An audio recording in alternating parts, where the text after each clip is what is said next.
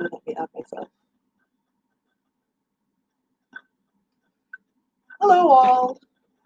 This is Adi Julak. Thank you for tuning into my inaugural episode of the Tea Salon. I am here with the fabulous Lisa Rayne, who I'll bring on to the stage shortly. Um, we're going to be discussing what it's like to be a BIPOC, discussing her fantastic book. We're trying to click this button to get this started over here. Come on. Here we are. And we're doing the thing.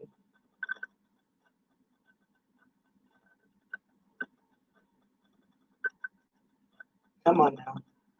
Work with the spectrum. There he is. Look at that guy. It's so hot. Okay.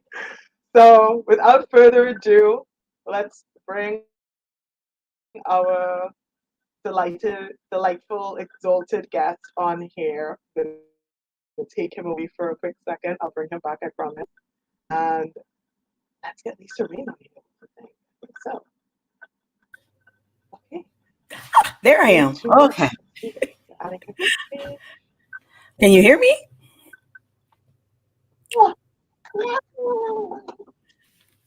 I can hear you. I'm waiting to see you. Your beautiful face. Ah, there you are. Okay. Hello. Hello, Well, hello. hello. How are you? Oh, I am good. So far, so good. There were some, I don't even know if there were technical difficulties. I'll find out when I watch it back. But I had a video that I was going to play, an intro video. I can't like line it up yet, but that's coming for the Oh, you future. got an But intro video. it's Look at you. You got all fancy with it now. Okay. yo, there, I, we'll find out if it worked. See, fancy only works if it actually only counts if it actually works. So Okay. when I watch it back, I'll be like, oh, good, it did play, or it'll be more like it did not play. There was just dead silence for a second. Right. Oh, oh my gosh! So it's Friday. How was your day been so far I actually got quite a few of those heavy to today? do, the End of stuff the that week. you let go, but they're really bothering you. And you're like, I just got to get them done because I can't focus on anything else until I get these annoying things done. And I knocked out several today. The downside was I was bone tired. I didn't get lunch till about 3:30. So I was sitting in my, which is 4:30 your time. So I'm sitting in my, recliner going, I could just relax for a little while. I'm going to be fine and stuff. Oh my And then god! all of a sudden, I was like really relaxed. I'm like, what time is it? It's like I gotta put real clothes on because Yeah. I gotta go talk to Addie. Oh, I think I lost you. You were there and then you were gone. Oh my gosh! Technical difficulties. So I'm I excited understand to be that. your inaugural guest, but I also, I guess, get to work out all the technical Uh difficulties oh. as you do the StreamYard. Right. Yes. I mean,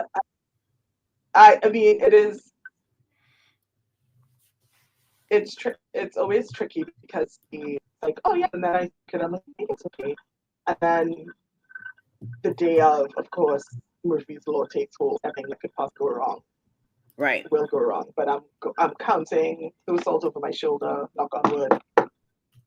Hmm. We're Gonna here. make sure I've got So everything because I up have here. questions. Okay. Uh, I'm also getting ready for an event tomorrow. So I was running around just before I got on here. Okay. Come on, introduce the. So while I'm getting my questions ready, questions up. I know which one. I know one question that I definitely have for you, which is Okay. for those who are unaware, tell us about never cross a Highlander romance. For those of you who are unaware, um, so there he is. You showed him at the beginning. And Never Cross a Highlander is the story of an army commander who leads a secret life freeing captives across Scotland, who is considered the baddest warrior in his clan and has sort of a reputation. And he's, as you might suspect, a loner, but he inadvertently kidnaps this young lady. I say he accidentally kidnaps the woman who he believes he's freeing from Stirling Castle. Turns out she's got plans of her own, so she's a little bit pissed about the fact that he's interrupted her attempt to save herself, and ends up having to blackmail him to get him to take her where she needs to go. And as they're journeying to the Highlands, they encounter some adventures, some bad guys. There's a whole secrecy surrounding her clan and who she is. And it's good old fashioned historical romance fun, is what I like to tell people. It's like if you're familiar with Highlander romance from people like Julie Garwood, Maya Banks, then this is that kind of Highlander romance. It's just that your main characters happen to be black. So, Right? It's not too much of a. It's not too big of a stretch, is it? It's like no, it's what everybody knows and loves about historical romance. We just did a little more digging and got some black people on that cover, right? I think for me, I some people embrace it right away, obviously, who just want to read a good historical romance and understand that there's history, and then there is taking what's possible in history and adding characters that do that. I encountered a few reviews or a few people online who said things like, I was so disappointed that Callum wasn't based off of a real person, and I thought, okay, were you disappointed that um, Sebastian St. Vincent wasn't a real person? Because everybody knows that the Devil in Winter, Lisa Kleypas is really popular, bad Right. boy, redeemed hero, very, very Yeah. popular. Mr. Winterbourne, uh, Marcus, Lord Westcliff, none of those people are real. They're not Yeah. real people. Derek Craven. Yeah, Right. Derek Craven. Nobody was confused that Derek Craven wasn't No. real. One of my favorite Kleypas heroes, Tom Severin, right, doesn't exist, never existed, but we take the history that's there and we put people that's in it. And as a student of African American studies who didn't understand the breadth of the diaspora until I went to college, I understood something that's often not talked about, at least not in American history books, which is that Scotland was very, very involved and had a very rich history of enslaving Mhm. Africans to build wealth, Caribbean plantations, all of that.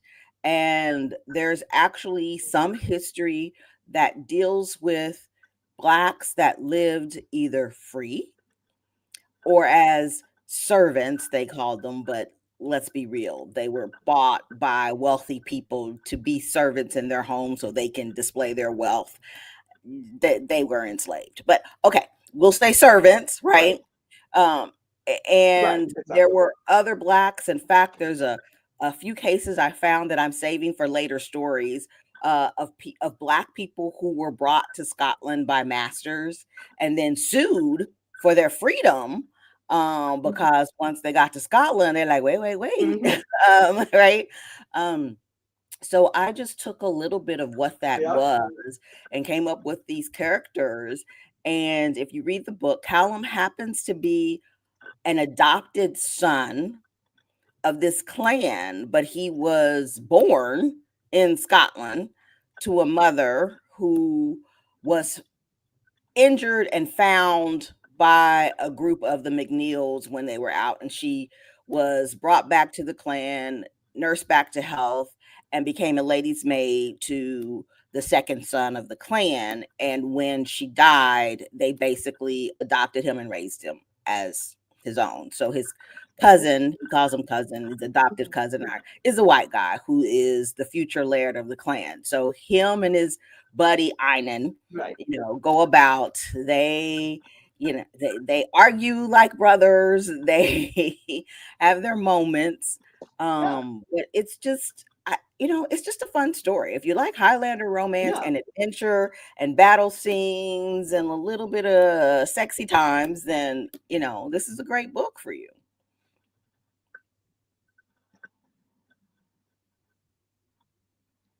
Particularly on the waterfalls, if I recall. Yeah. But Absolutely. it's not a secret. It's like all So, over. There's a waterfall that is very popular with fans. When I wrote it, I did not realize how popular it would be with fans.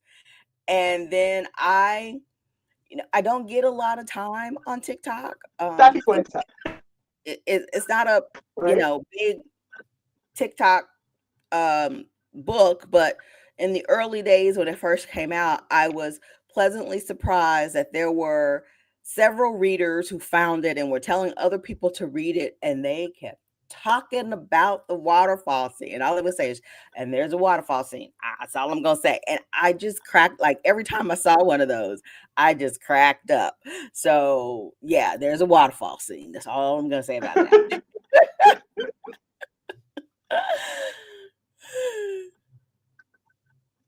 Yeah, that's all. That's all you need to say. I mean, they got to write. They got to get the book, right? Gotta get the book. Okay, so this segues kind of perfectly into my first question, which Okay. is what inspired you in particular to write historical romance? I There are all kinds started of different subgenres reading of romance that you historical could have romance. got into. Well, I my first books are actually contemporary. So my first 3 Mm, books are contemporary. A fourth one that I never published um yet, I'll say yet, okay. were contemporaries. Hmm. Um And I actually never thought I would write historical romance, but my Mm, first romance books were historical romance books. So those people who do mm, follow me have probably heard the story I've told about being in high school and basically being in essence dared to read a romance novel. One of my closest high school buddies, her name was Helen Bowman. She's since gotten married, but she was an avid romance reader.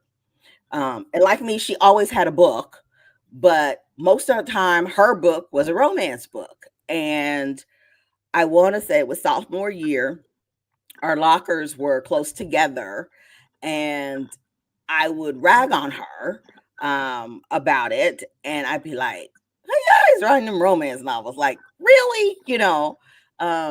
And one day she said to me, "Have you ever read one?" And I was like, "No."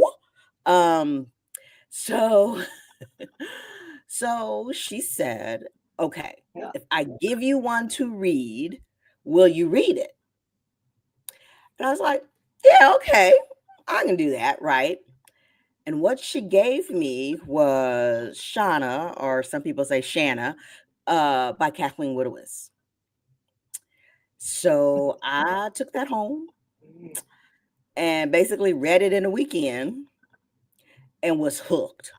And I was like, what else you got? Right? What else you got? Right. So um I read through quite a few of her Kathleen Woodowitz collection, although later I found out it really wasn't hers. It was her older sister's.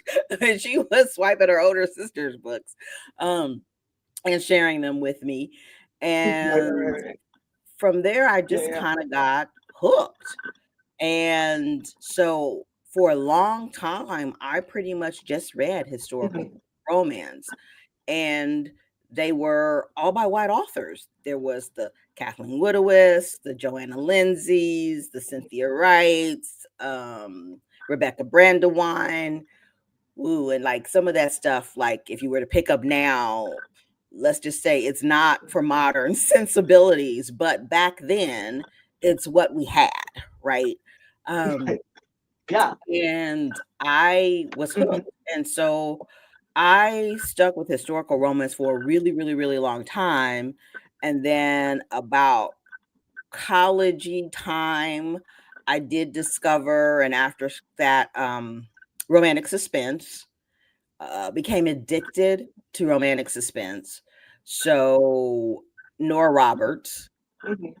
and her romance, like addicted. I'm telling you, addicted. So Right. I'm desperately missing the fact that Nora no longer writes much romance. She's more mystery now, and I get it. She wrote it for years and years, but you know, Mhm, um, so really, I went to law school. I practiced law at about 2010ish. I want about 2010 is one of those downturns in the mhm. economy. A lot of stuff was going on. Got Right. laid off from my corporate job, and while I was trying to figure out next steps, I realized, oh look, I could read for pleasure again, and went to the bookstore and found another Nora Roberts book. It was about the time Chasing Fire came out by Nora Roberts, and Yes. picked that up, Yes. and that was the first romance book I read for, like, years because I was so busy, Mm, I couldn't read. I was buying books, and one of my other addictions is horror, so I would be buying Stephen King releases and putting it on the bookshelf, and I had this bookshelf of, probably 10, 15 Stephen King books that I'd bought and not yet read, but I wasn't in the mood for horror, and I read Chasing Fire right, again right. and again, and I was like, yes, this is what I remember, right? About romance and loving it. And I just started reading again. And after I read a few books, as great as they were, I got to the point where I'm like, well, aren't there any romance books with heroines that look like me in them? And I needed something different. And uh, Benita Thornton, who runs the STCC Book Club, Sisters Thoughts from Coast to Coast, had this virtual book club that Mhm, read romance books written by Black authors featuring Black characters. And I called her and said, I need some books. I need a list of books. Give me something to read. And she basically changed my whole reading habit mhm. because she goes, "Oh, well, don't you like historical romance?" Yeah. And I'm like, "Well, you need to read Beverly Jenkins." And I was like, "Beverly who?" Because I never heard this one, right? And she's like, "Yeah." And she started listing these books, you need to read. Yeah. Indigo.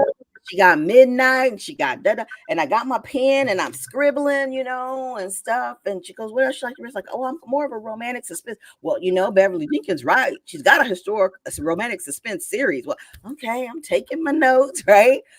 And then she says, "Oh, and Yeah, yeah, Maureen yeah. Smith. If you like romantic suspense, you gotta read Maureen Smith." So now I'm scribbling. And then she's like, "Well, and then she just gave me some names, right? And then you got Brenda Jackson, right? You got Rochelle Allers. I had this list, and I just started. I so many books that I basically went to the library, right? Did my search, and I started reading Beverly Jenkins first. Mhm, And I'm like, oh my God, historical romance with American history in it that remembers that Black mhm. people were in America, right? In the Right.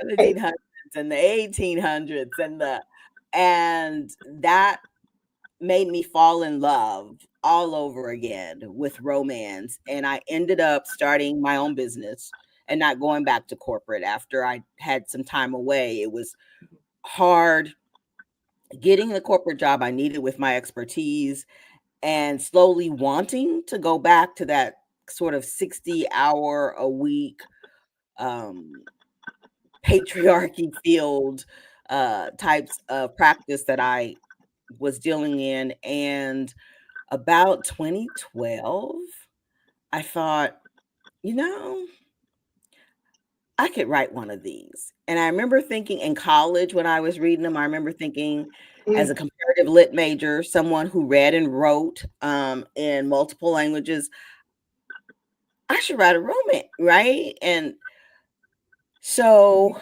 I started working on a book, researching some ideas, learning more about romance and how you did that, and right. And when I got serious, when I had enough of a story that I thought I really want to explore this, a friend says, "Well, if you're serious, you have to go to the RT Book Lovers Convention." It's this big annual conference. It was the conference. At the time, they mm, put out the Romantic Times magazine, which was the magazine for the industry, for reviews, for whatever. And I'm like, oh, okay. So let me go look up that romance, the RT Book Convention. And lo and behold, that year, it's in my hometown of Kansas City. So I was like, this is a that divine sounds like sign fate to me. that I need to do this, right? So I went to the Romantic Times convention in Kansas City, which was my first one, Right. and enjoyed it as a reader and Yeah. met authors and met romance readers and went to the events and the parties, and it was a great time. And I, from there, thought, I'm coming back to the next one of these with a book ready to pitch. And that was the beginning of me getting serious Mm, about writing romance. mhm, yeah. So so the what is your favorite? So you've written contemporary, you've done historical. Mhm. What is your favorite? Do you have a favorite era to write in versus like contemporary versus historical? Or in historical, which era is the one that you're like, I'm gonna get into this? I did something a little different than most people say, in that I have 2 historicals that are 2 to 2 different continents, 2 different time frames. So the Highlander is early 1600s, so Renaissance period. The cowboy romance that came out Right. last summer is set in late 1880s in the US, so on the Kansas Plain. Right. And Mhm. it was kind of fun. Like, I Yeah. love the Highlander. It's still like I'm very passionate about it. I love this world. I had such big plans for this book that once I started writing it, I had in my head as a trilogy.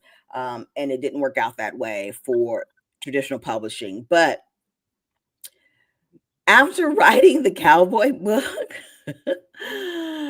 I really kind of love the 1800s in the US. And my bounty hunter, want to retire gunslinger, and the things that you can kind of do in that era, because the late 1800s was the cusp of a lot of things changing in the US. And there were a lot of rights that women didn't have, but they were fighting to have, and they were on the cusp of having. So there are a lot of little nuances that you can do, that you can play with.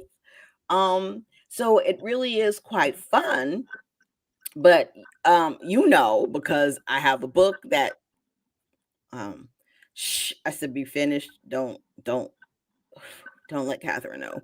But We'll keep it on the and DL.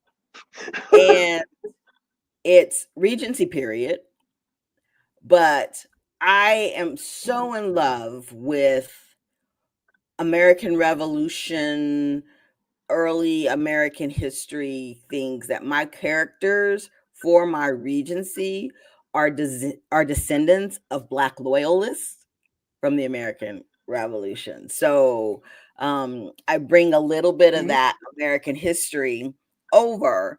And though a lot of Black loyalists ended up in Nova Scotia and Canada, Yeah. there were some who ended up in Europe. And there's a history of Mhm. both Indians from India, not Native American Indians, Indians, uh, Africans, Caribbeans, Black Caribbeans, mixed race Europeans who were born on a lot of the islands that were um, basically colonies of first Europe, and then some of them got passed around, right? Some would be England, and then there'd be a fight, and then there'd be French, and then there'd Mhm. be a fight, and they go back to England, then there'd be a fight, and they'd be Dutch, you know.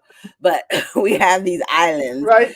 but in the Yeah. transition of all of that, Oh my there God. were Yeah. Black people there, and there were white plantation owners, and there were peers who owned plantations and owned slaves and married Black women or had Black children with Black women. And there's a lot of history Mhm. of back and forth of whether those mixed race children could inherit property from their European Mhm. fathers or not. There are a lot of them who then Yep. immigrated to the actual in the continent of Europe from the islands. So there's a Mhm. rich history there. And Yeah. I have this really, really fun family and hero for my Regency who have a history tied to the American Revolution and being Black loyalist. And it really is fun. And I think I'm a student. I'm that person who loves to learn new things. And so I don't know if I can pick, which is why I think I bounced around. Mhm. And I'm the kind of person, if someone says, "Hey, you know, we'd really love for you to write, a Regency for us," I'm like, I can do that. Instead of being like, I'm gonna write 3 books in one time frame. But I I am going back to the Highlander, and of the series and the books I have, what I most want to do now is fill out that Black Highlander series the way I'd envisioned it initially. And a lot of that came from Mhm. Black Scottish Mhm. TikTok. I don't know, like I'm not on TikTok much. It never was a big thing for me. I'd go on and see videos, or people would send me videos. So I had an account and I'd go look, right? Um, but Mhm. when what's his name? Starboy from Scotland went viral. Like, a friend sent it to me. Yeah. Then another friend sent it to me. It's like, "Oh my god, have you seen this? Like, oh my god, you have to see this." And so I go He down the Black did. Scottish TikTok, Sending that to me, and I was just like, y'all didn't know? Yeah. and all those people laughing. And some of my longtime readers had also like done videos, and they were like, "Y'all didn't know? Like, Lisa Rayne's been trying to tell y'all forever," right? And so I've started getting again. She sure We're has.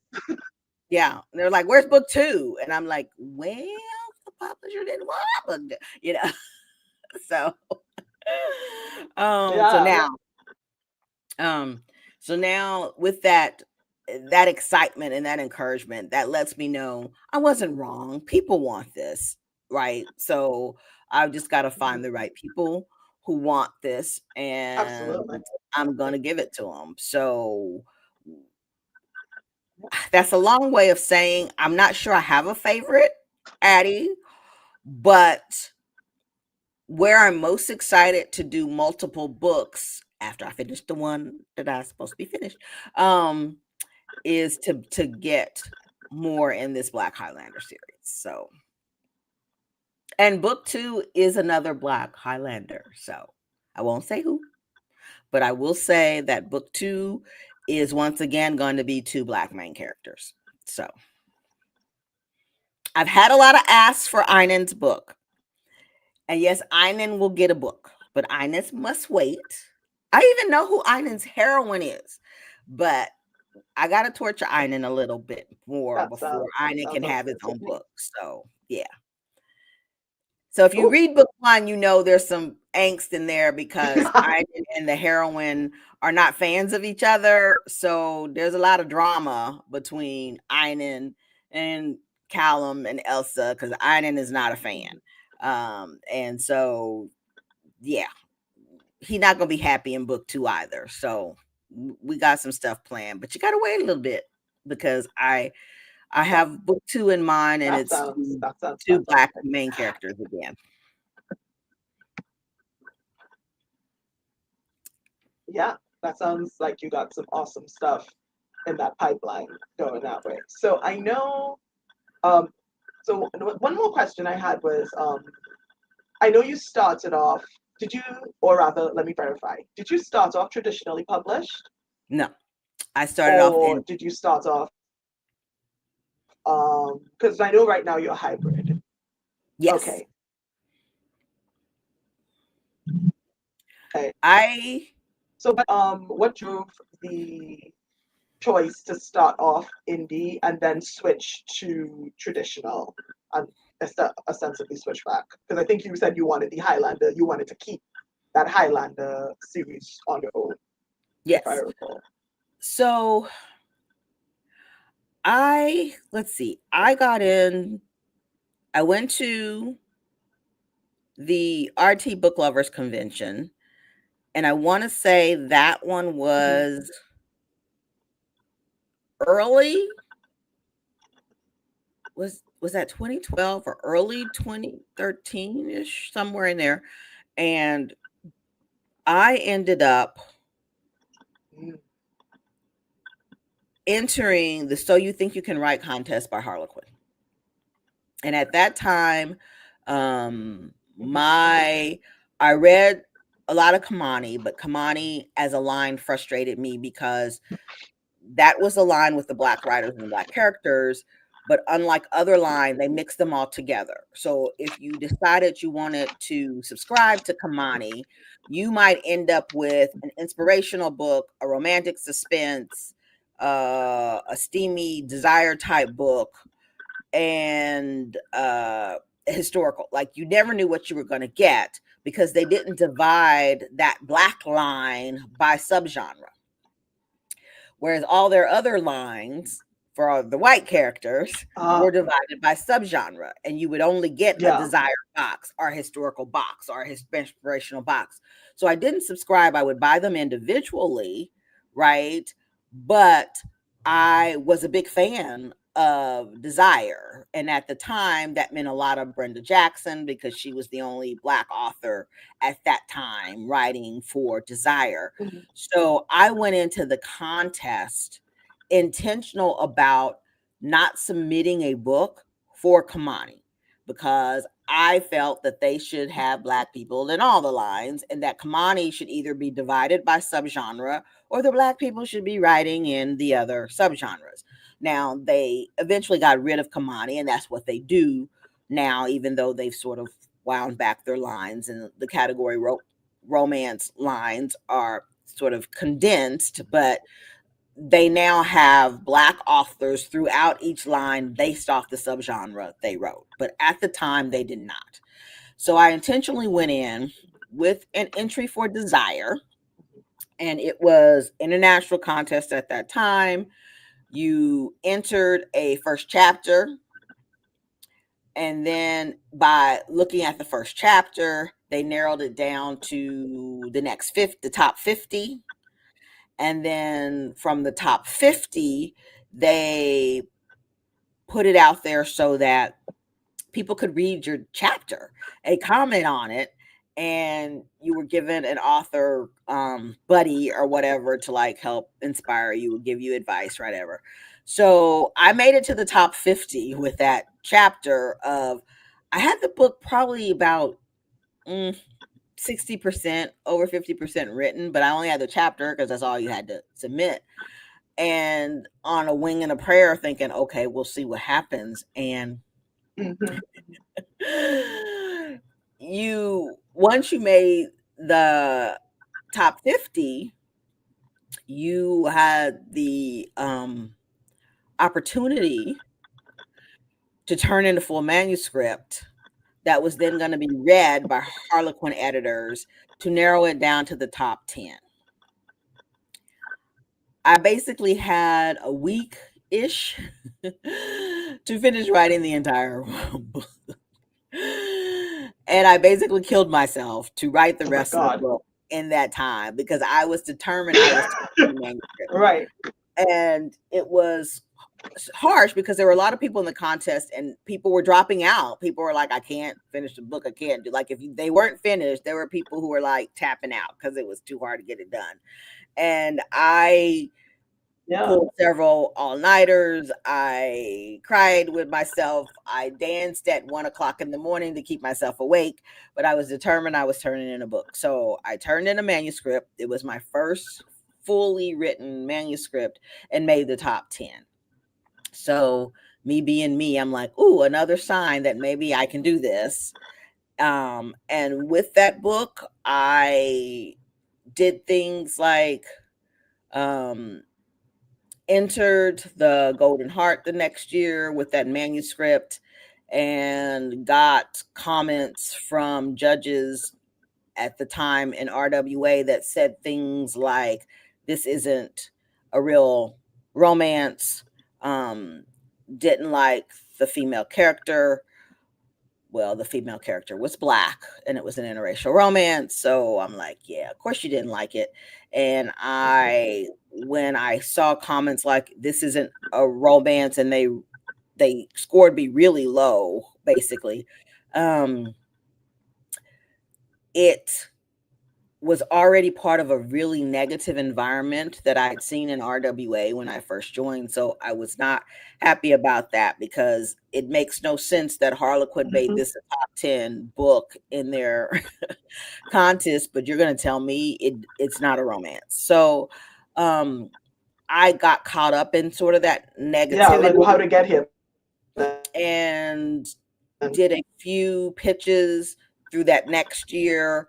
Um, I You know, I just there was what people call now gatekeeping. There's a whole bunch of gatekeeping, but there was also a lot of Mhm. negativity, and it was true. It was clear early on that no matter who you were, even white authors talked about this back in the day, that getting an agent or getting a book, or there were people who've been trying for years and had written 5, 6, 7 manuscripts and 5, 6, 7, 8 years and still hadn't been picked up, who were doing it. And I wasn't so impressed Mhm. by any agent or editor I met that I thought their word is going to make me wait 6 years to publish a book. And I thought, I don't want to be on this ride. And as someone who Mhm. was an entertainment and intellectual property lawyer with a lot of Right. experience with creative assets, I was like, I know how to do this. I can hire an editor. I can start a company. I can Right. publish a book. I knew how to do all that. And I thought, I'll just go do it myself. Because I'm not going to wait 6 years for somebody to like me. Um, and so I ended up taking Counselor Undone, which had started out as a category romance of only about 50,000 words, 55,000 words, and turned it into a full length novel.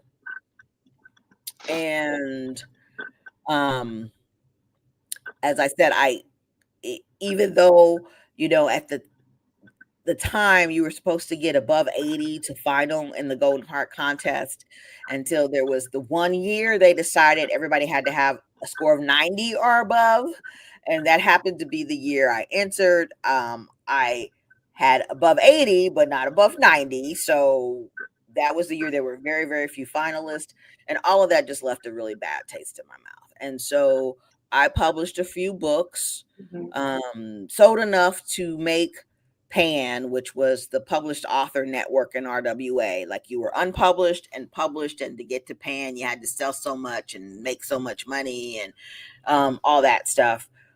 And just did it on my own. And I mean, for a few years, but I was also on the cusp of being in RWA, but not feeling supported and thinking I'm going to leave, but stayed a little bit because some people got on the board that I thought would do great things. Then later on, RWA imploded. So I actually didn't release any books for quite a few years. It wasn't Mhm. until the pandemic that I started re-engaging because a lot of conferences that year were virtual. So I could attend without having to pay Mhm. for hotel, plane. And I thought, well, I'll dip my toe back in and see what's going on in the industry. I had stories and partial stories I'd written, but nothing I put out. And there was a lot of Me call too. to try to bring more of these diverse stories right out there. And at the time, there was someone looking for um, cowboy historicals, and all the authors she kept mentioning were white historical authors. Not that they were bad; a couple of them are people I actually read, right? And as this person was giving her spiel, I messaged her in the Zoom chat directly and said, "Well, you interested in any of them cowboys being black?" I never written a historical romance in my Yeah. life. I had no story idea. I was just like, I was currently teaching African American studies at high school. This was an area I knew well. I'm like, if I gotta write a black cowboy, I can't. I read all of Bev Jenkins' Black Cowboys. Like, I can do this, right? And so it was kind of Right. Yeah. a personal challenge to me, but also that there's always something in me that says, wait, wait, wait, you need to, like, that should be everybody. Why don't you have any color up in there? And so I think that was part of my Mhm. personality of like, well, if you're gonna do this and bring this back, let's put some black cowboys in there. And that's how Blaze Lassiter was born. Yeah. um Yeah. and Yeah. Put so some seasoning in this. yeah, it was so basically it was an editor looking to build a certain type of historical romance and going, "Oh yeah, I like the way you write. I can see you doing one of Mhm. my books." That pulled me in.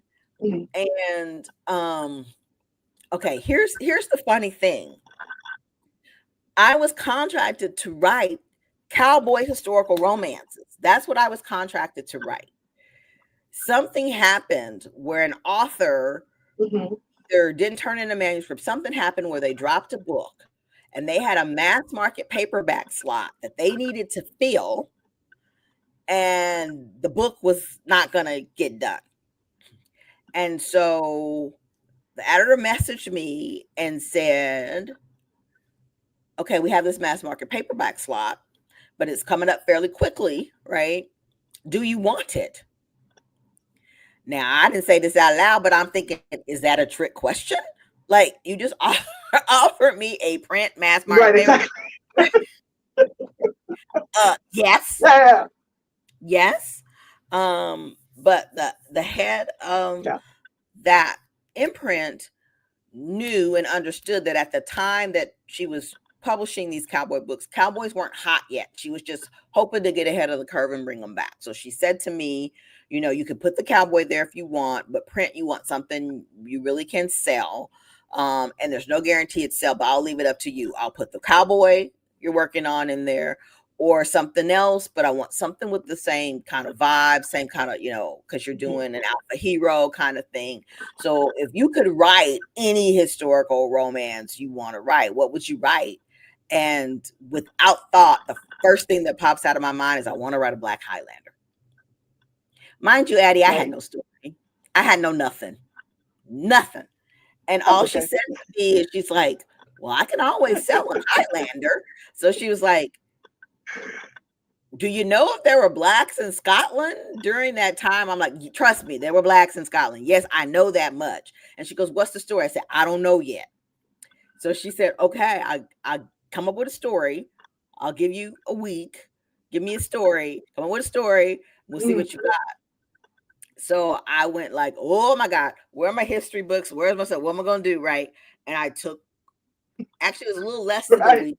She gave me to like a Monday, and this was already like a Tuesday or Wednesday. And I took some days and I deep dove, and I Mm, came up with Callum's story and pitched her to her, and she loved it. And so we went that way. But I was never supposed to write the Highlander. This was all serendipity coming along, and me loving Highlander romance and having never seen a black Highlander.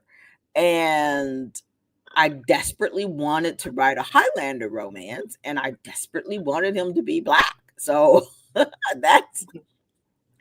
that's so I ended up, but it Yeah. took a lot of research. Once I got into it, I didn't go. I'm like, look, this is harder than I thought it was gonna be, and it's taking me a little more time.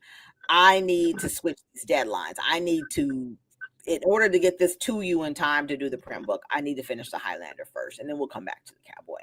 And of course, by the Yeah. time we got back to the Cowboy, they really didn't want to do Cowboys anymore. So ultimately, Right. I kept the Cowboy story and put him out on my own. And then earlier this year, because they transitioned and weren't doing much with the Highlander either, I got a reversion of Right. So now the Highlander world is mine as well, and I'm free to now continue with the trilogy idea I originally had for the series. Which, I mean, honest to God, I'm super excited about because I think, like, I mean, as a child growing up in the 90s, I was obsessed with Highlander in general. Oh, Like, remember yeah. that TV show with like Oh, Duncan MacLeod of the Clan MacLeod? Okay, so like I was already, he already had me in a chokehold in the 90s. Okay, and then, and then I discovered, I think it was Julie Garwood. So that was my first like mhm. introduction to like Highlander romance. And when I saw Callum on the cover of that, I think I was just on like Instagram, like I was just trying to find, I had just gotten signed with Entangled, and I was like trying to find Mm. other authors that were also signed with it. So I was just like clicking, and then I saw yours and I saw that cover, and I was just like, I know, man. I need to follow her immediately. Yeah. I need to Unfortunately, go find that book. I'm going to Barnes and Nobles. I need to find out what's going on here. I'm It's older than so you. good. So my first love was actually Highlander the movie. So I'm old enough that I went to see that in theaters when those came out. And Yeah, it wasn't the Highlander yeah, that drew me. I am a Sean Connery fanatic, in part because I'm raised by a woman at the back end of the baby boom generation who was a Sean Connery is the best Bond ever mother, who was a Sean Connery fanatic and who passed that down yep, to me. And so yep. anything that had Sean Connery in it, I was going to go see it, but fell in love with Highlander and Right, the right, right. series, and I love that story. And then Yeah. eventually, right, found the TV show. But I was addicted to the movies before they even had the TV show. And then, as you said, Julie Garwood, and it Ransom is actually my favorite Julie Garwood Highlander book. But it's part of a series, and the first one is The I'm Secret. And trying The to. Secret is really, really good too. So it's like The Secret and then Ransom, but and I love them both, but Ransom is my all-time favorite. And that's the one with Yeah, for um, sure. So when it uh, comes to being Broderick. a historical romance author in a allegedly dying genre, right? I say allegedly, that the need or the want for historical You broke up a romance little has bit. lost anyway. Say that again for me because you kind of broke up a little bit. When you're to gauge like how much of this, oh, So, so as a historical romance author Mm, in a subgenre that is allegedly dying, because that's always the question, right? Like, mm, is historical romance dying? And it's always a strange question to me because like Bridgerton keeps breaking records. mm. So it can't be dying, it can't be all the way dead, right? It can't Right, be dying that right, much if every single time, right?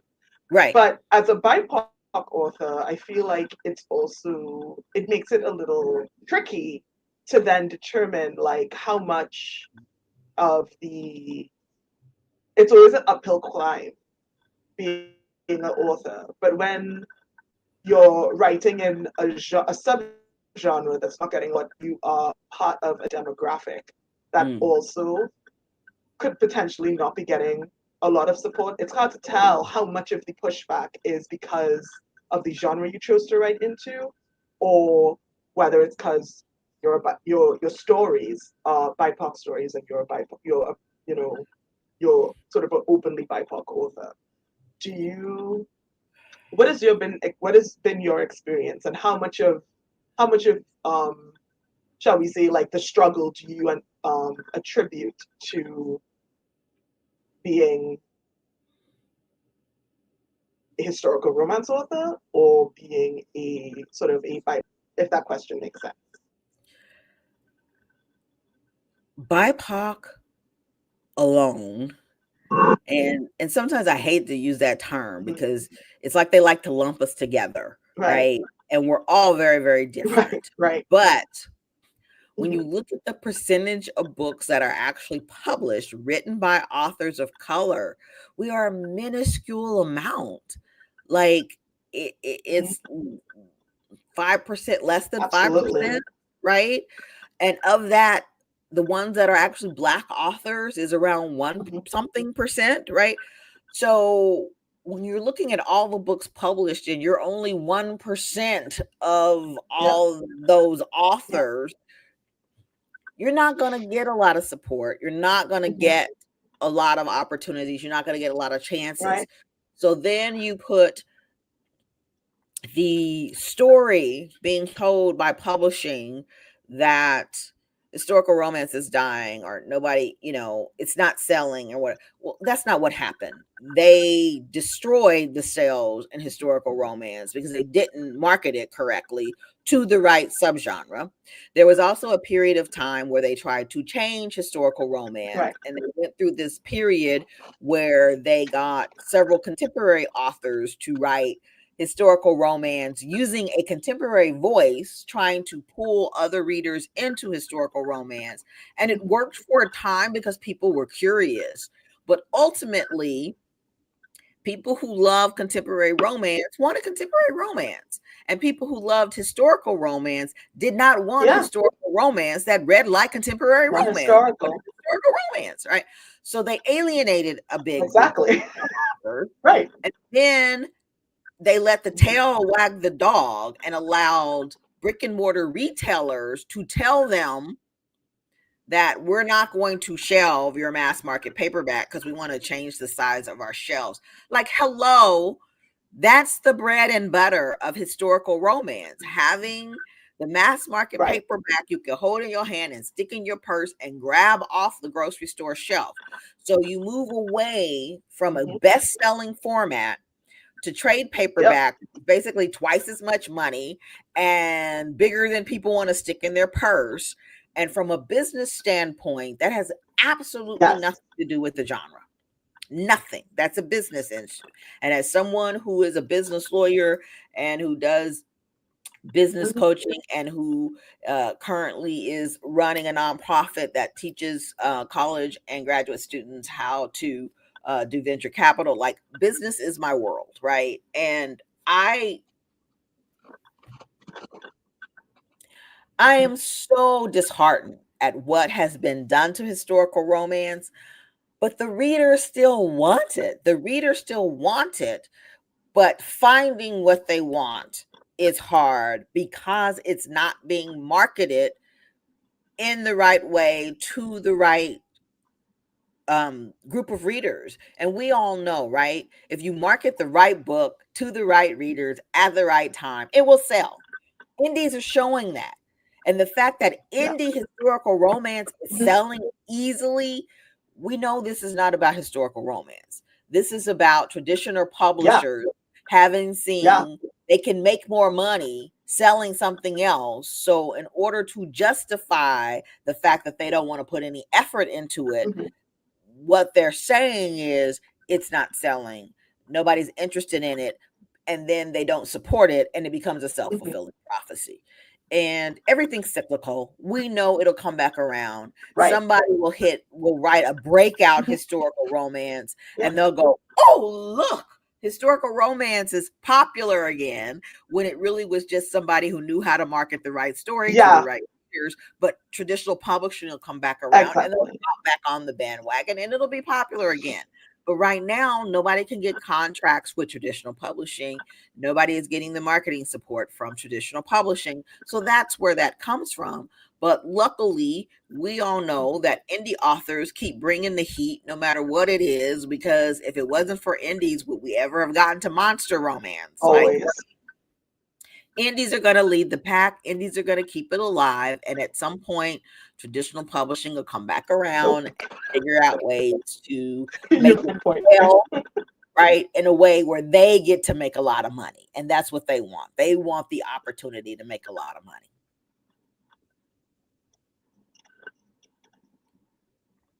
Right. Yeah. Yeah. So I Yeah. That's true. So I speaking of, probably should if walk there's, away, but I don't oh, want to. I'm like, I don't want to walk away. I'm going to write my historical romance. And when it gets popular again, I'll hopefully have a few series sitting there with the back catalog, and I'll see them get popular, and that'll be, a great thing. I'm gonna bring back some contemporary too, though.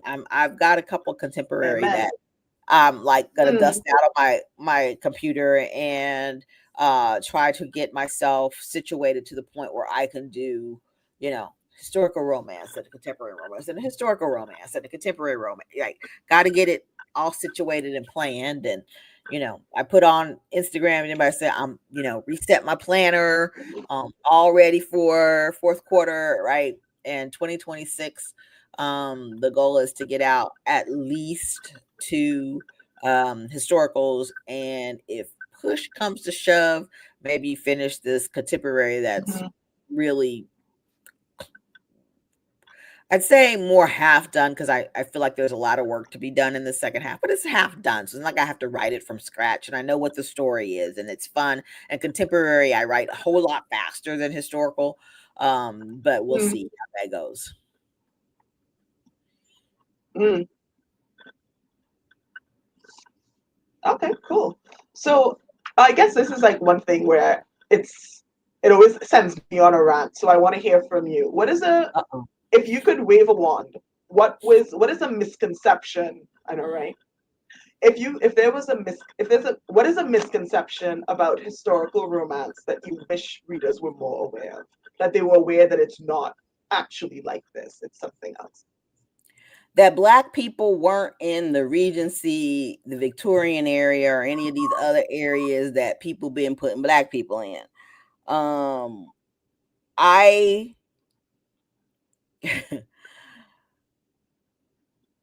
I find it curious that with all the info we have at the tips of our finger, right? This is supposed to be the information age, that Mm. Americans are still wedded to what they did not learn in high school history class.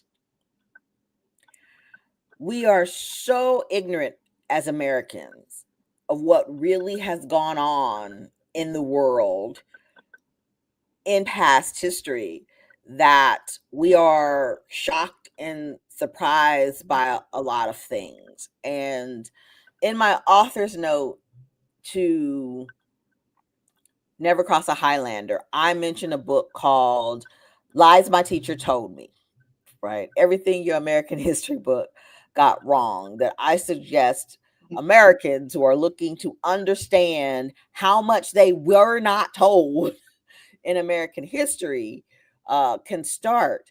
But as someone who studied African American Yeah. studies in college, and that study started with the peoples of Africa and their self sufficiency and how rich they were and the libraries they were building long before the Europeans came and stole us from the mother continent, right? We went all throughout the world. And this notion that people forget that the trade of Africans were actually started by the Europeans, right? This isn't something Americans created. We weren't even American yet, right? By the Europeans. So we were ending up, getting on boats owned by Portuguese, owned by Dutch, going to Yeah. British colonies, going to Scottish, like all these places in the Caribbean that were owned and colonized by European countries. Um, the fact that there were Africans in North America before even, you're right, 1619. We hear about the 1619 project, but Spanish people in the 1500s brought Africans to the North American continent, right? Down by Florida and all those other places the Spanish owns. Yeah. They brought Yeah. Africans with them, right? Some of Yeah. them stayed. If you read any Beverly Jenkins and you Yeah. learn about They the sure Black did. Seminoles, some of them ran away, went to the Indians, some of them stayed. They couldn't keep hold of them because there were places for them to run to when the Spanish bought them. And then the Spanish went and left. Then the British rejects came over, right? I probably shouldn't say that, but if you know British history, they weren't sending all the best people, right? It wasn't all the good people that they put on the boats to come over to the colonies. A lot of these people came out of prisons and right, all this other Yeah. stuff. So I need people Yeah. to understand That's what Tim Wise that, always says. He's like, they didn't, Britain was not sending their best. right? Like, just because they never heard of it, there's this notion it didn't exist. And I Mm. I don't understand how you can't just go look it up. Like the research is like if historical romance authors can find it before they write a book. If you're really curious, you can do it. And I I use an epigraph right before my author's notes, which is my favorite quote from Lies My Teacher Told Me by James Lowen that says, "Absence of proof is not proof of absence." And this notion that Black people But weren't places because you don't think there's proof doesn't mean they weren't there. It just means you don't know about it. And you need to open your mind to the possibilities that, Africans were dispersed all over the world and we can be anywhere. yes. And even if we're in small numbers, our presence is there. And it drives me crazy the number of times I'm talking about a book by a Black author, when J.J. McAvoy's book first came out, that there was all this, no, "Oh, that could never happen." Like, what do you mean that? Of course, yeah, right? Like we weren't there. Yeah. It's not valid and it's unfortunate. So that's a pet peeve of mine. This notion that, we're making it Mm. up, putting Black people or Yeah. Indian people or people of color in places that they never were when we know in fact they were there. Hmm. I mean, it may not Yeah. be your same pet peeve, but That's that's always, mine. it's also one of, no, my pet peeve, no, my pet peeve always, I mean, it changes depending on, because I have stuff. I mean, I'm a Virgo, so everything annoys me. Um, but one of my pet peeves actually is like I have a list, okay. But my one of my pet peeves that really gets me like it removes all humor from me Mm, is when people refer to shows like to Bridgerton in particular mm, as a fantasy world. mm, Every time they mention stuff, every time they use that word, in conjunction with Bridgerton, like every single hackle I have immediately rises. I'm like an angry wet cat. I'm just like, what is happening? Because it makes me, it's so, and it's part of what you say, you know, it's like, it's the absolute, it's the lack of imagination to consider Mm. that a country, when colonized roughly, if not more of it, and forced all these people to come through England to make their fortunes Mm-hmm. and educate their children and do all these things, like be everybody there. And then to add insult to injury, the when that country does not actually have a legal structure Mm. to ban people from anywhere based on race, when that is not a when that is not a when that's not a barrier. A basic understanding of the British common law would tell you that was never a barrier. What happens when you have everybody in one country and there's no legal barrier to restrict you based on race? We Mm. show up everywhere. We're doing everything. Mm-hmm. We're having inventions, we're making money, we're going to parties held by the ton, we're owning land, we're doing all of these things. And so the idea that in Bridgerton, because you have people who aren't white wearing tiaras at public balls, because Vauxhall was public. If you had the money, you could just show up. The Right. idea that people of color couldn't attend a public ball with a tiara unless it's a fantasy world, I'm like, But to a okay, lot of people, but it all is the a dukes, but you fantasy, have two dukes. right? I mean, you're Well, about to say it. I'm gonna but let to you finish me, because I that's think you're not gonna say it. You're gonna say what I was about to say. So go ahead and say what you're about to say because about the Dukes. I mean, because to me, I'm like, fantasy implies that it's not possible. That's the whole point of fantasy. Fantasy, any fantasy, anything is that it doesn't happen. Time travel is not a real thing. That's why it's fantasy. Ostensibly, vampires don't exist. That's why it's fantasy, right? It's like it's paranormal, right? Like people can't fly, people can't shapeshift into a dinosaur. That's why that's fantasy, right? Orcs aren't real. That's why it's fantasy, paranormal, monster, what have you, right? The Mhm. reason that Lord of the Rings is a fantasy is not because it exists ostensibly in a place that we don't know. It's because he has dwarves and goblins and elves that can walk on Mhm. snow. The Yeah. entire concept is something that is impossible. So that is why I'm like, not only was it possible, it was real. It was literally happening. So what annoys me so much about that equation is that it's implied it's that it is very clearly set up that way and marketed that way. Like people and the rest of it, they Mm. use that word because it makes it, I feel, I could be wrong, I Mm. feel like it makes it easier for it to swallow. It makes it easier for people to just enjoy the fantasy historical romance because you have to put it in, if you're putting people of color in those areas, you have to frame it as a fantasy because you frame it as reality. There's too much cognitive dissonance and people are not going to be able to enjoy the show. That is, to me, that is my put on my little tin hat, my little Mhm. tinfoil hat.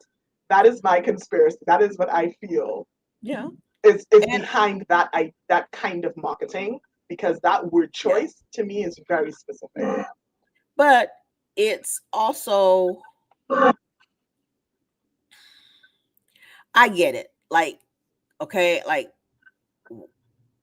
the period I Mm, grew up in, I, I was born in, right, the middle 60s.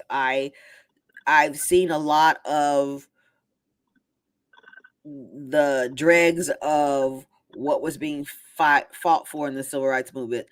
lived it, right? And now we're returning to a lot of that, um where blacks were considered still not part of the full American citizenry, right? And Mm-hmm. when Yep. you are of the global minority, but you control the story that is told about what the global minority does and is, and you are the center of Mm-hmm. everything. I get that the default thought process is if they were also around, we would have seen it. And what Yep. people don't seem to understand is those who are in power, who control the story, tell the story they want to tell because Mm-hmm. that is necessary to Yeah. maintain the status quo they want to preserve. So there was actually a Exactly. campaign to whitewash American history books, to not tell the full story of Yeah. what happened to lead up to the Yeah. Civil War, to minimize the what is told about Africans Mm-hmm. or the Civil War in American history books, and to minimize that media Mm-hmm. owned by companies that were owned, um, where blacks didn't own anything, were filming and putting on Yeah. television shows where there were no people of color. And so Yeah. when you only see it, you assume that's the reality. So I understand, Yeah. right? I understand Oh, I why there's so understand. much It that just feels, makes me. It just makes me murderous.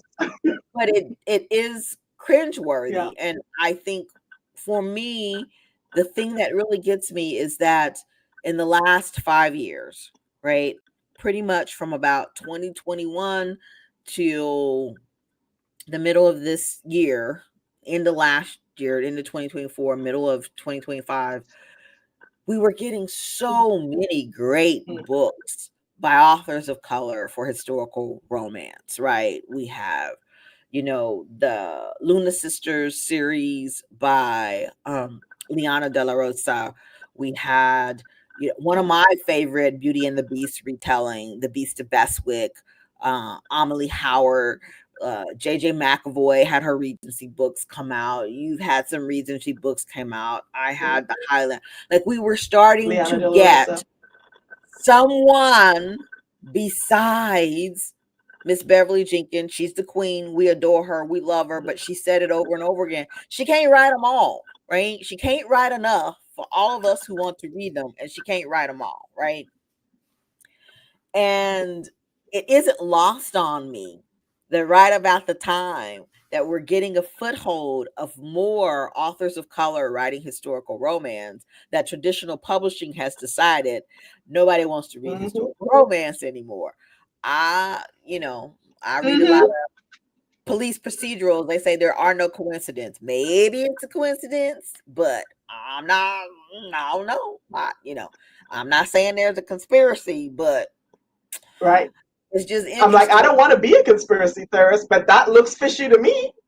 It looks wildly convenient to me Yeah, that all of a sudden they don't have any interest in marketing anything, and you're like, okay, I'll let you have it, but you know, I'm side eyeing you a little bit, right? yeah.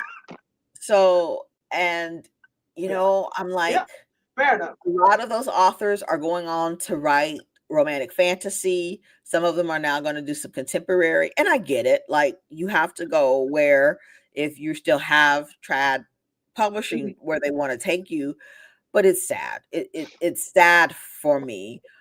Except Mm-hmm. when I see there's a couple of them that I Yeah. see, like they've had romanticy ideas for a long time and they just never wrote them. So this is an opportunity, for those who are going, this is an opportunity for me to write Yeah. that book I always wanted to write, but kind of been getting dust Absolutely. in the bottom drawer. Like, I'm excited for them to pull those out because those Yeah. books of your heart end up being really fabulous books. So I'm looking forward to some of those. I have one of those that my agent is like, when are you gonna go give me the proposal for this book? I have this really great sort of psychological thriller book with um aliens in it. And she's like, I want that book. And I'm like, when am I gonna write that book? Like, that's been in the drawer for a decade at least, Right. and nobody really wanted it at the Right. time, but now Right. aliens are hot, so, and I'm a thriller reader, romantic suspense For reader, sure. so I always thought I would write romantic suspense. And then and the first book I tried to write was a romantic suspense that I still love, but then when I realized how much research and stuff I needed to do for that one, I thought I need to put this on the back burner until I have more experience. And I went straight contemporary thinking, well, contemporary will be easier. Right? Try to write a romance novel Right. where the center of the story is just them falling in love. That's a lot harder than people think. So it Right. wasn't easier, but I saved myself by Yeah. making it about two lawyers. And as someone who practiced law and all of the like, they were intellectual property lawyers, which was my area of practice. She just moved back to Kansas City, which I had recently done, having moved back from Los Angeles to Kansas City. He was like, so it was so much of me in it that I didn't have to do a lot of the research I would Yeah. have had to do to finish the romantic suspense. So there is that. But I started contemporary thinking it would be easier to write, and the joke was on me. It was still hard, but I got it done, right? But I Yeah. kind of was like, I just tried this historical romance thing that I wasn't gonna do, and I liked it. Now you're telling me it's not gonna sell? Um, well, I don't care. I'm gonna write it anyway. And you were talking about being a Virgo. Well, I'm an Aries, so I'm hard headed, and I'm like, yeah, whatever you say, I'm gonna do it anyway. Yeah. So here I Yeah. am, gonna do it anyway. Oh, I was like, nobody can tell you anything in the But best somebody way also, why would possible, Indy right? first? The One Aries of in my me was best like, friends is an whatever. Aries. I tell her this, okay? But like, look, you know what's so funny about it? Because like one of my best friends is the Aries as well, and she is like we're both like that stubbornness is in both of Yeah, us. Where with her, she's just like, don't tell me what to do, first of all, right. and Oof. like, and then for me, it's sort of like, but I'm right, so why would I listen to you? So don't Can't tell me control what an to do, Aries. right? So it's like either way, you get to this. I mean, you can't like correct a Virgo, and you can't like you can't And you can't dissuade control an an Aries Aries. from what So they're about yeah. to do. So like can't control them for nothing. So it's just like you might as well just move out of my way and let me do what I Yeah. gotta Just, do just get out until of our I'm way and let done. us And then do when us. I'm done, I'll right. Just let me live my life, man. Like stop telling me what to do. That's Right? funny. If it's Yeah. wrong, I'll figure it out in my Yeah. good time, and then I will adjust course at that point in Yeah. time. You know.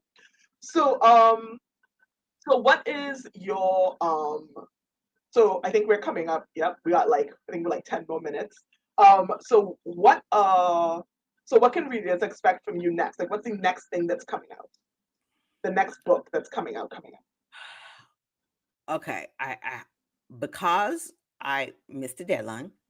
Um In theory. If not in no, I missed it.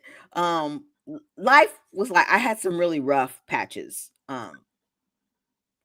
over the last few months, some family oriented and things like that.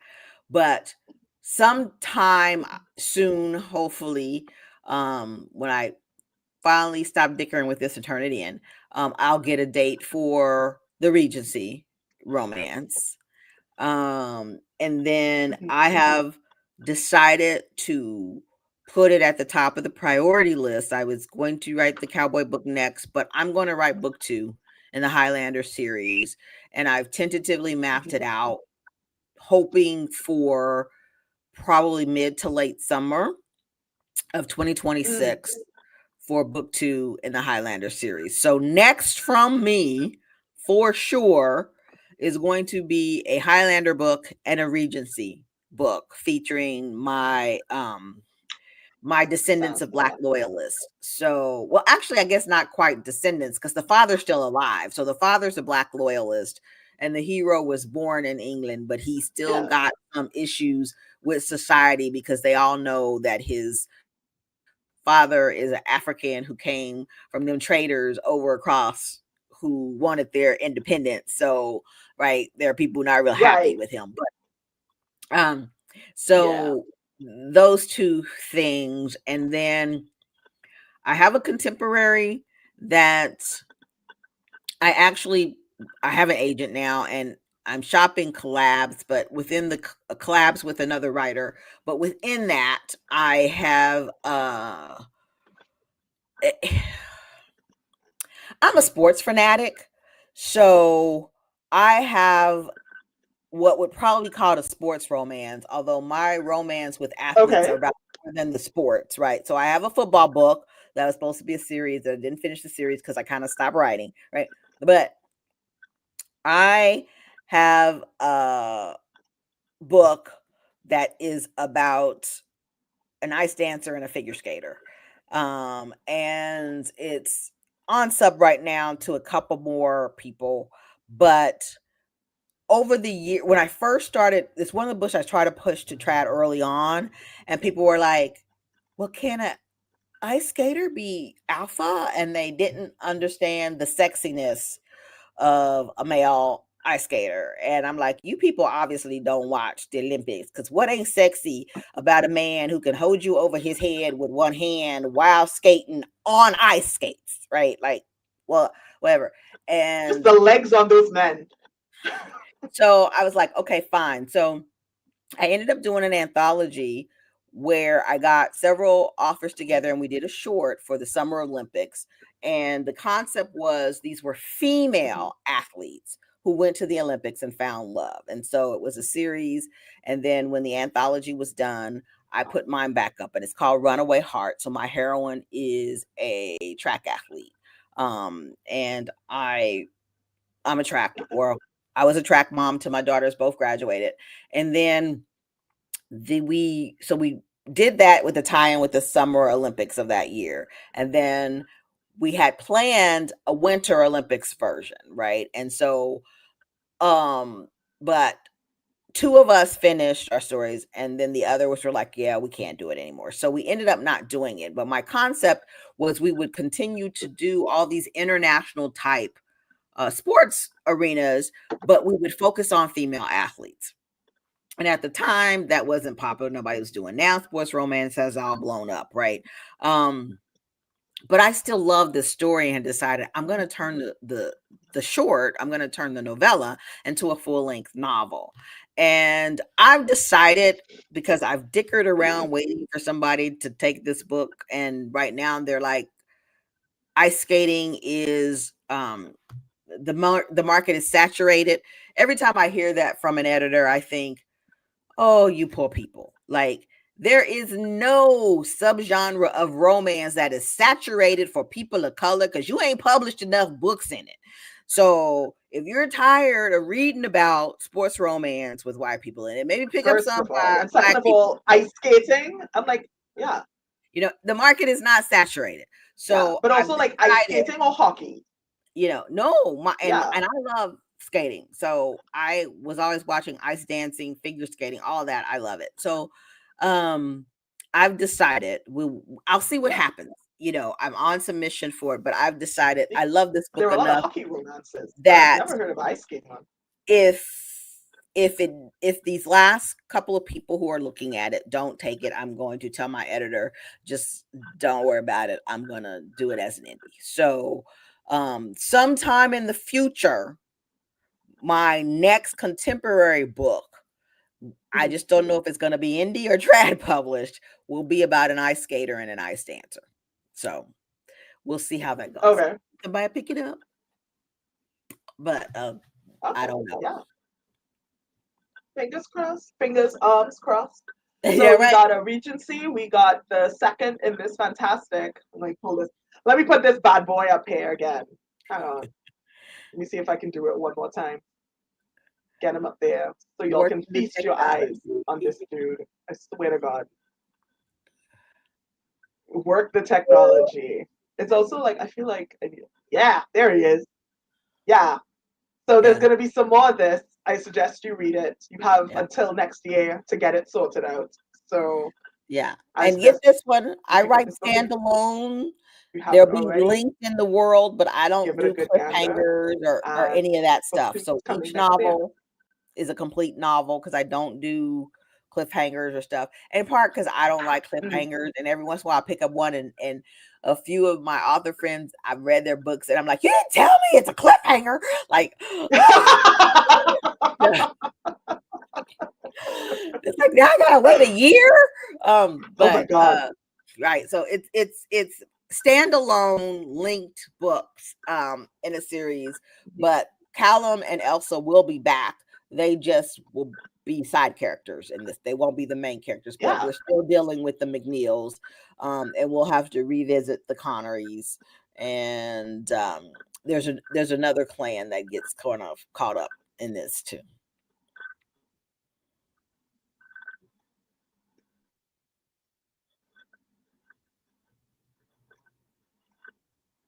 That sounds awesome. Well, thank you so much, Lisa. I appreciate you coming. I will bring you back again next. I guess like when you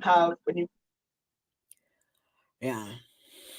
with those I next books that are coming out, we Yeah, will I have her think the back if Regency she will hit deigns to grace first. the peasants, or delightful peasants one more time. I will also have this whole technology thing. But thank you so much.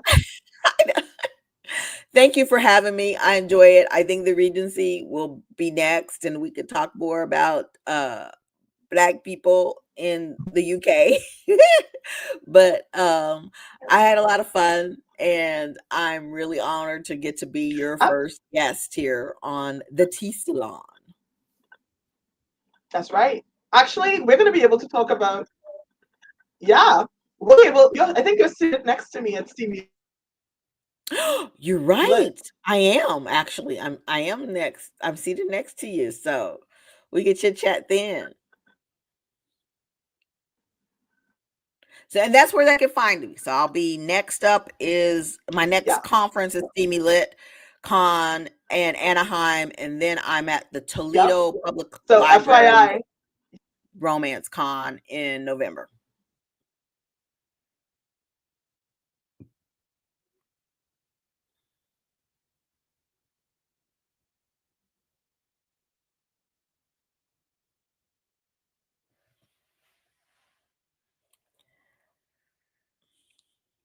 oh my God. Okay, Yeah, I'm back. Where's this? yeah. Let's get it sorted out. Thank you so much for having us. Thank you guys for watching. We will see you. Maybe I'll have another one by next month. We'll have something sorted out. I'll let you All guys right. know what it is by when we get there. Okay. Have a good night. Bye. Bye.